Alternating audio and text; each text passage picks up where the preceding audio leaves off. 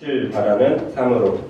빛을 발하는 삶으로. 빛을 발하는 삶으로 라는 말씀의 제목을 가지고 하나님의 은혜를 나누고자 합니다. 인사해 볼게요. 여러분 어떻습니까? 좋습니다. 네, 좋습니다. 설날인데 연하님들에게는 참 힘든 날이기도 하죠. 보통 이렇게 위로를 많이 해요. 그런데 오늘은 특별히 우리 시어머님분들, 어머님들, 우리 장모님들에게 좀 고생하셨다라는 말씀을 드리고 싶어요. 제가 곰곰이 생각해봤어요. 명절 때 누가 제일 힘들까? 예전에는 며느리들이 힘들다고 생각했거든요. 네, 제가 아내를 많이 보니까. 근데 그렇지도 않을 것 같다라는 생각이 이번 설날은 특별히 들었어요. 왜냐면 우리 시어머님들은 당연히 누려왔던 것, 누린 게 아니죠. 당연히 해왔던 것들이 지금 며느리들은 궁시렁궁시렁 하면서 막 하잖아요. 그죠? 얼마나 힘들까 이런 생각이 들었던 거예요. 그래서 시어머님들이 하지 말라고 내가 다 해놓겠다고 하면 넌 와서 먹고만 가라고 이런 얘기를 많이 하시는 걸 제가 생각하면서 특별히 그런 우리 시어머님들, 우리 장모님들을 위해서 우리 며느님들도 고생 많이 하셨지만 고생하셨다고 우리 위로와 힘내라고 앞으로 잘 부탁한다고 박수로 좀 위로하도록 하겠습니다. 고생 많으셨습니다. 저희는 그럴 것 같아서 미리 갔다 왔어요. 이번 설날에는 집에서 잘 좀 쉬고 있었던 것 같아요. 저 말씀 전해드리도록 할게요. 빛을 발하는 삶으로 라고 말씀의 제목을 붙여보았습니다. 지난주에 우리가 그런 말씀을 나눴어요. 원하지 않는 길로 인도하시는 하나님. 우리의 뜻대로 내 마음대로 살아가는 인생이라면 행복하겠죠. 그런데 우리가 청년기, 청소년기를 지나고 청년기 그리고 점점 성인으로 가면 갈수록 우리의 인생은 내가 가고 싶지 않은 길로 갈 때가 훨씬 더 많아지는 것 같아요. 그걸 우리는 책임감이라고 이야기를 하면서 그냥 버티는 인생처럼 사는 듯 합니다. 그런데 이게 신앙으로 돌아왔을 때 하나님의 말씀을 듣는 믿음의 눈으로 봤을 때는 이게 내가 되게 유익하다라는 사실을 여러분들이 믿으시길 부탁드립니다. 왜냐하면 예수님께서 가셨던 그 길, 십자가의 길 역시 예수님조차도 가기 싫어하셨던 길이었기 때문입니다. 그러나 성령님께서는, 하나님께서는 예수님을 결국 십자가의 길을 걷게 하셨고 그 길을 걷고 나서야 지금 저와 여러분들이 이렇게 행복한 하나님과의 예배를 드릴 수 있게 되셨음을 기억하신다면 우리는 다시 한번 유념해야 돼요. 원하지 않은 길일지라도 하나님께서 내게 원하시는 길을 강요하신다면 어떻게 돼요? 걸어가는 사람이 되어야 됩니다. 그런 마음을 가지고 오늘 말씀을 이어서 들어야 합니다. 왜 그러면 하나님께서는 우리 저와 여러분들을 원하지 않는 길로 인도하실까요? 오늘 본문 말씀 제자들이 예수님, 특별히 예수님이 사랑했던 제자들 몇만 데리고 산 높은 산에 올라갔습니다. 올라갔는데 며칠이 지났는지 정확하게 나오진 않지만 몇 시간이 지났는지 나오진 않지만 예수님께서 갑자기 변화되셨어요. 성경의 기록에 의하면 이 세상에 어떤 세제로도 어떤 빨래로도 그 옷이 그와 같이 휘어지게 할 수 없을 정도로 깨끗해졌다라고 성경은 기록하고 있어요. 그 모습을 보고 그리고 그 장면에서 베드로가 특별히 여호와니 번거하죠. 너무 놀라가지고 왜냐면 예수님만 변형된 게 아니라 변형되신 예수님 앞에 엘리야도 있고 모세도 있고 이렇게 있었거든요. 그러니까 자기가 그토록 선망했던 사람들이 이렇게 다 계시니까 놀라운 상황 속에서 자기가 무슨 말을 하는 그냥 쉽게 말하면 그냥 떠든 거예요. 어떤 말인지 자신도 이해하지 못하는 말을 막 떠들고 그런 사건이 오늘 펼쳐지게 돼요. 오늘 이 사건을 저는 이야기하려고 이 본문을 든 건 아니에요. 그냥 이것만 좀 집중했으면 좋겠어요. 예수님께서 가야 할 길을 가기 전에 어떤 일을 하셨냐면 변화되셨어요. 그것도 온전한 변화를 누리셨어요. 저와 여러분들이 하나님의 부르심 속에 하나님의 이끄심 속에 살아가기 위해서는 첫 번째 단계가 반드시 필요합니다. 무엇일까요? 변화되는 은혜를 경험해야 돼요. 번데기가, 곤충들이, 매미가, 제가 매미를 참 어렸을 때는 참 좋아했어요. 매미가 땅속에서 몇 년을 있어야 되죠? 네, 무려 7년 가까이 땅속 생활을 해야 돼요. 그리고 나와서 며칠 정도를 살아가는지 아세요? 네? 한 달이나 살아가요? 일주일 정도로 저는 알고 있어요. 좀 똑바로 앉아주면 안 되겠니? 예, 일주일 정도 살아가는데 제가 말씀드리고 싶은 건 그거예요. 땅속에서 그렇게 고생해놓고 어떻게 돼야 돼요? 바깥으로 와야 돼요. 그리고 벽에 붙어서 변태를 해야 돼요. 변태를 해야 짧지만 행복한 그 순간을 그나마 누릴 수 있게 되는 거예요. 저와 여러분들이 아무리 고생하고 아무리 아내를 위해서 아무리 자녀들을 위해서 또 지나가는 누군가를 헌신한다고 해도 그게 예수님의 사랑으로 변하지 않고서는 예수님의 은혜로 변화받지 않고서는 그냥 고생일 뿐입니다. 저는 여러분들에게 부탁드립니다. 예수님의 이름으로 제발 부탁드립니다. 변화되십시오. 무엇으로요?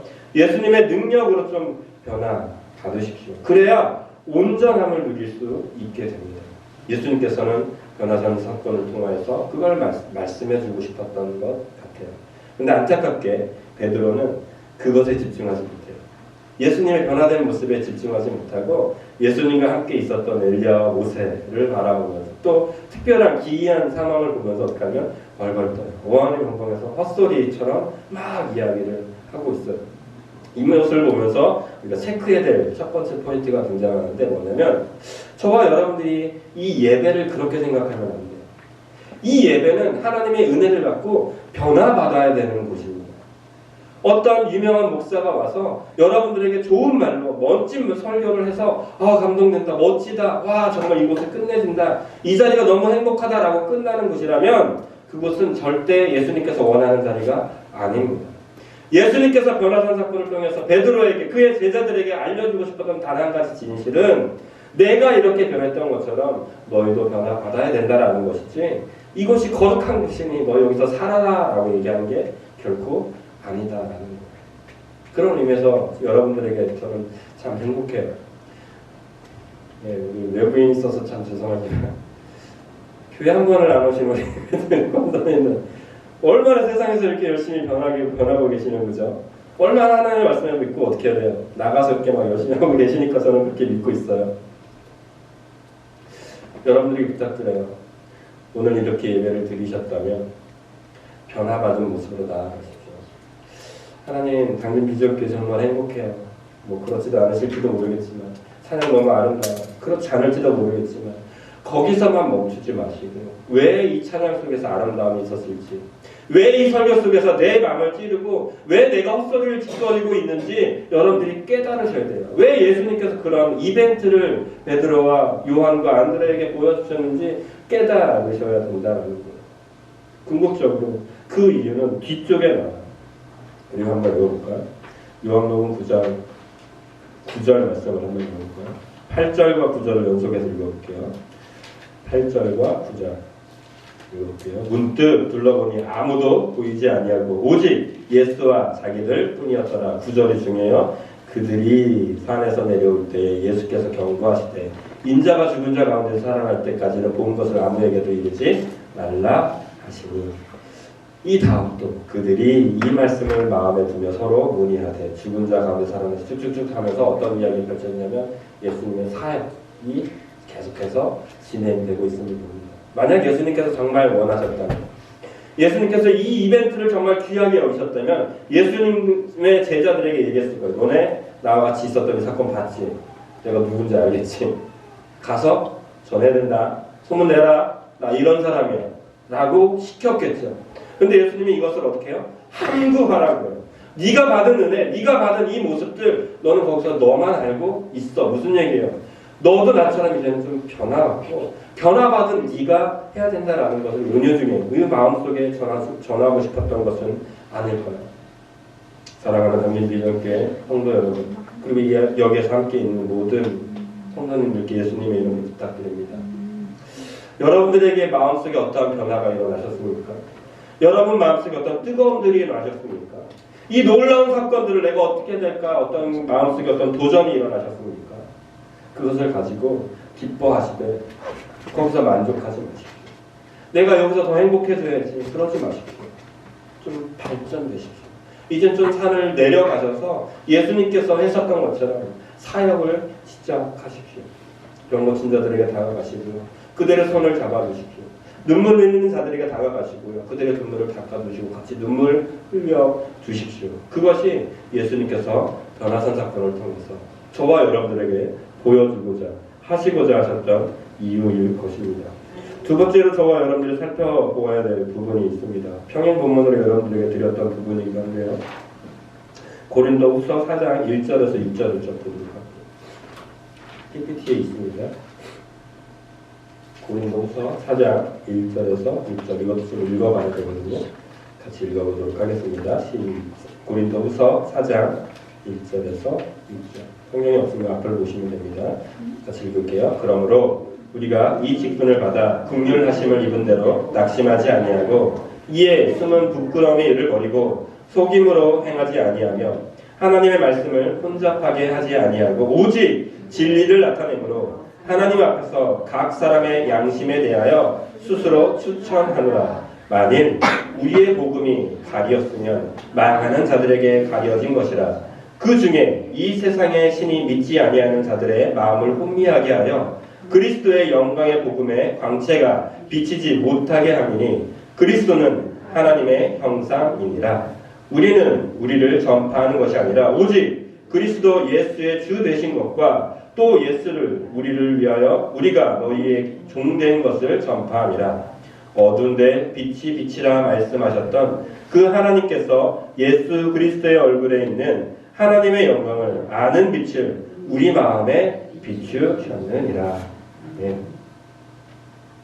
고린도후서 4장 1절에서 6절에서 다양한 메시지가 정말 많습니다. 너무 귀한 말씀이 많습니다만 5절 6절에서 나와 있는 빛을 하는 저와 여러분에게 비추시는 이유, 하나님께서 저와 여러분에게 특별한 긍휼과 은혜를 우리에게 보여주시는 이유, 그것은 결론적으로 그거예요.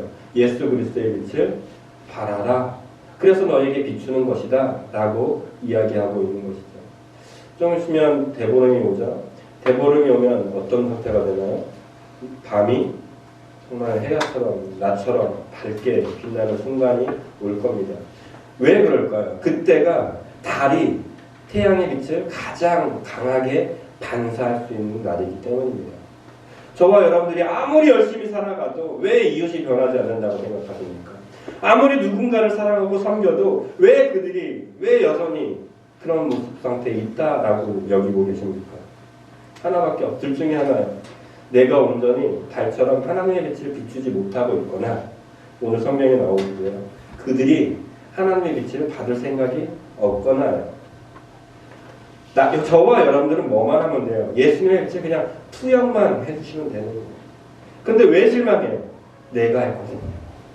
내가 30년 동안 사랑해봤는데 저 인간 안 변해. 내가 몇십 년 동안 저 인간 이렇게 해봤는데 안 돼. 왜요? 내가 했으니까요.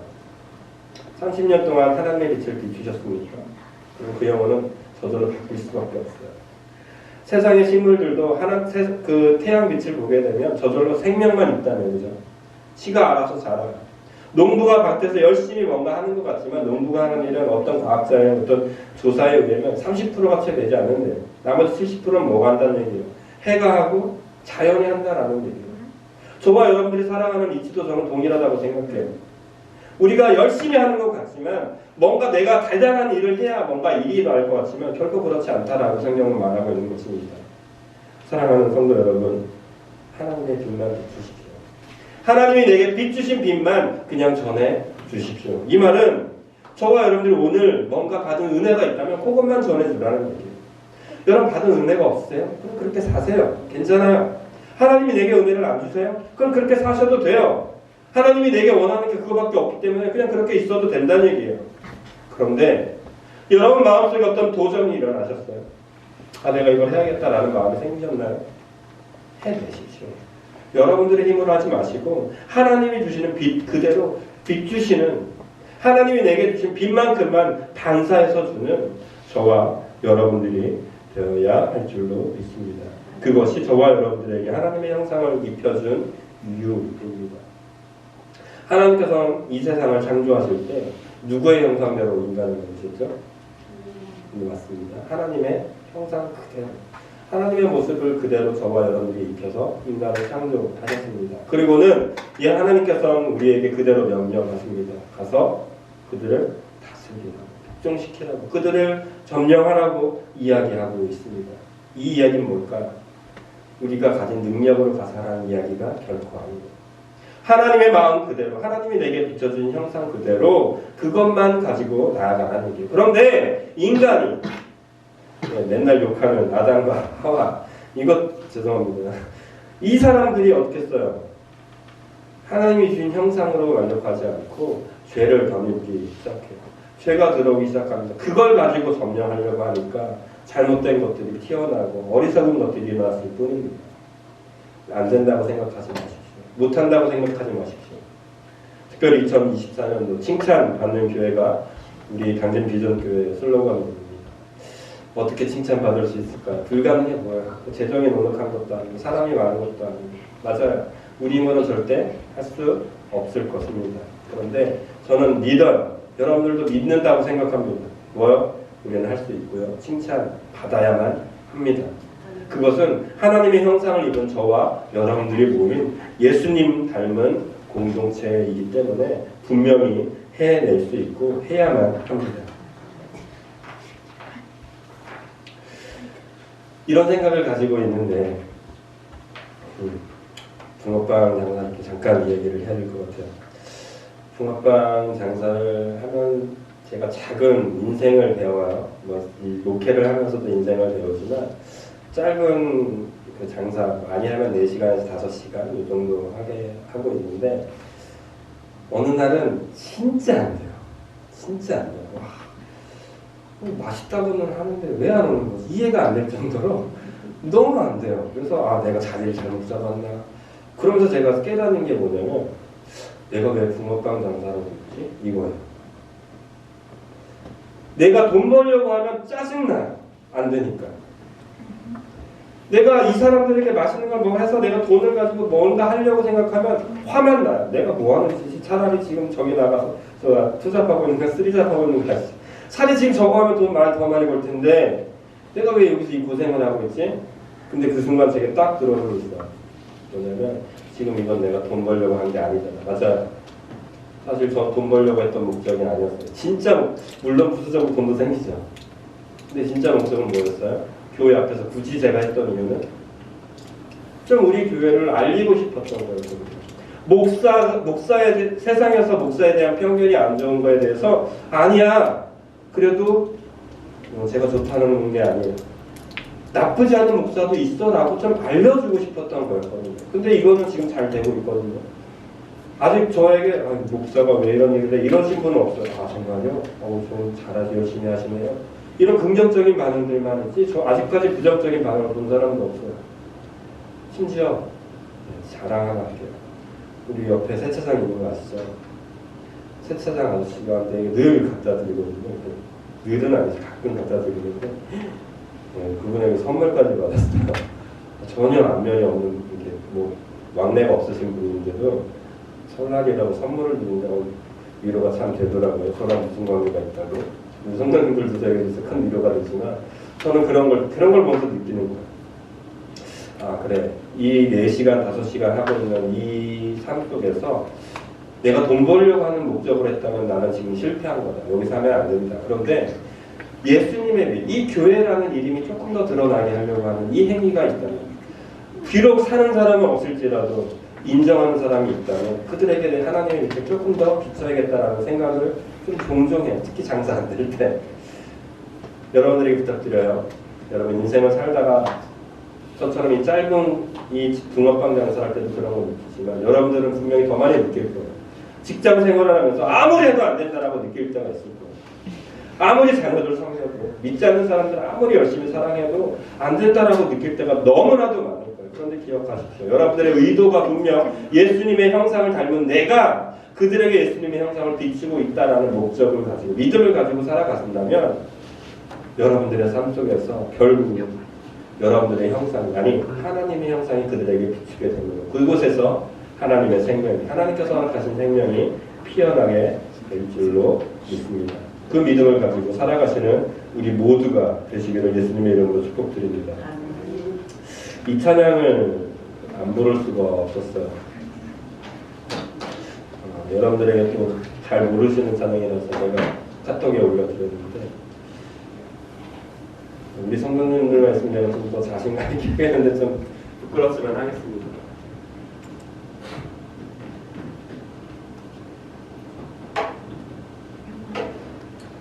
좀 같이 해주세요.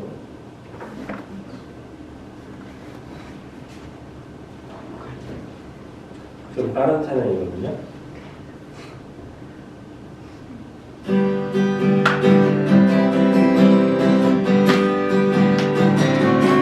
일어나라 일어나라 주의 백성 빛을 발하라 주가 너의 영광으로 일하시리라 일어나라 일어나라 주의 백성 빛을 발하라 주가 너의 영광으로 임하시리라 온 세상이 어둠 속에 헤매고 있지만 주가 너와 함께 계셔 회복을 하리라 일어나라 빛을 발하라 전 백성이 너의 빛을 보고 사방에서 나오네 일어나라 빛을 발하라 전 백성이 자유함을 얻어 기뻐하는도다 일어나라 일어나라 주의 백성 빛을 발하라 주가 너의 영광으로 임하시리라 일어나라 주의 백성 빛을 발하라 주가 너의 영광으로 임하시리라 온 세상이 어둠 속에 헤매고 있지만 주가 너와 함께 계셔 회복을 하리라 일어나라 빛을 발하라 만 백성이 너의 빛을 보고 사방에서 나오네 일어나라 빛을 발하라 만 백성이 자유함을 얻어 기뻐하는도다 아멘. 이 찬양을 부르면서 이 찬양을 이번 한 주 동안 좀 부르면서 그런 마음이 계속 들었어요. 예수님께서 그런 이벤트를 하신 이유 단순히 제자들에게 예수님의 권위과 예수님의 능력을 보여주고 싶었던 것은 결코 아니었습니다. 그 사랑하는 제자 베드로, 좀 있으면 배반할 베드로, 좀 있으면 예수님을 떠날 베드로, 좀 있으면 또 어리석은 자리에서 어리석은 일을 하고 있을 그 제자들에게 예수님의 능력과 예수님의 사랑과 예수님의 그 놀라우심을 보여줬던 단 한 가지 이유는 그 산에서 내려와서 너희들이 해야 될 예수 그리스도의 빛을 발하는 백성, 그리고 그 빛을 받은 많은 사람들이 일어나길 원하시는 예수님의 마음이었던 것을 배웁니다. 사랑하는 성도 여러분, 이번 한 주간 빛을 발하십시오. 나의 능력과 나의 힘과 나의 어떤 것들을 나타내지 마시고 예수 그리스도께서 받은 그 빛, 하나님의 형상을 입은 저와 여러분들 그 모습만 비추시고 돌아오십시오. 그러면 만백성이 일어나는 일들, 그들이 자유함을 얻어서 기뻐하는 일들이 저와 여러분들의 삶 속에서 일어나게 될 줄로 믿습니다. 아멘. 우리 모두 자리에 일어나서 잠깐 동안 또 다짐해 보도록 하겠습니다. 한 가지만 기도합니다.